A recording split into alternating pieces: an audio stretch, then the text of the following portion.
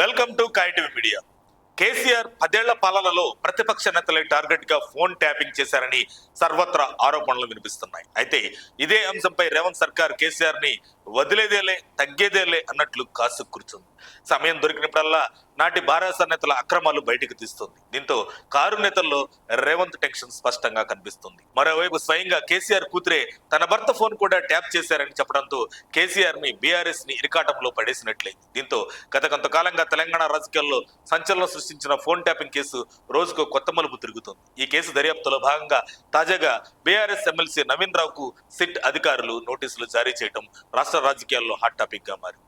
ఆదివారం ఉదయం Jubilee hills police station లో విచారణకు హాజరు కావాలని నవీన్ రావుకు అధికారులు ఆదేశించారు. గత కొంతకాలంగా సాగుతున్న ఈ దర్యాప్తులో వెలుగు చూసిన కీలక ఆధారాల ప్రాతిపదికన నవీన్ రావును ప్రశ్నించడం ద్వారా ఈ కేసులో మరిన్ని లోతైన విషయాలు బయటకు వస్తాయని పోలీసులు భావిస్తున్నారు.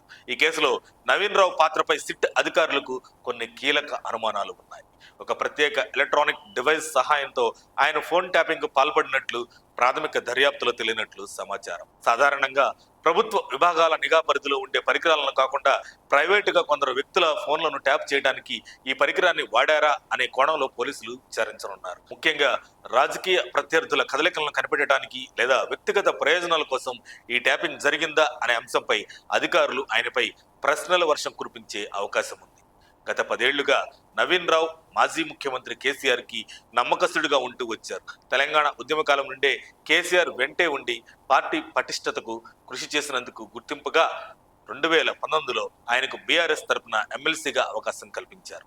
కేసీఆర్ కుటుంబానికి అత్యంత సన్నిహితుడిగా పేరున్న నేత కావడంతో ఇప్పుడు ఆయనపై ఫోన్ ట్యాపింగ్ ఆరోపణలు రావడం రాజకీయ వర్గాల్లో చర్చనీయాంశమైంది. ఒకవేళ విచారణలో కేసీఆర్ హస్తం నవీన్ రావు పాత్ర ఉన్నట్లు రుజువైతే ఈ కేసులో మరికొందరు కీలక నేతల చుట్టూ తిరిగే అవకాశం ఉందని విశ్లేషకులు భావిస్తున్నారు. ఇప్పుడు సిట్ విచారణలో నవీన్ రావు ఏం చేస్తారన్నది గులాబీ వర్గాల్లో ఆసక్తి రేపుతుంది. మరి కేసీఆర్ ని నవీన్ రావు ఇరికిస్తాడా తప్పిస్తాడా అనేది వేచి చూడాలంటున్నారు విశ్లేషకులు. మరిన్ని అప్డేట్స్ కోసం మా కాయ్ టీవీని సబ్స్క్రైబ్ చేసుకోండి. మా వీడియో కనుక మీకు నచ్చినట్లయితే లైక్ చేయండి, షేర్ చేయండి. మీ విలువైన అభిప్రాయాలను కామెంట్ బాక్స్లో తెలియజేయండి.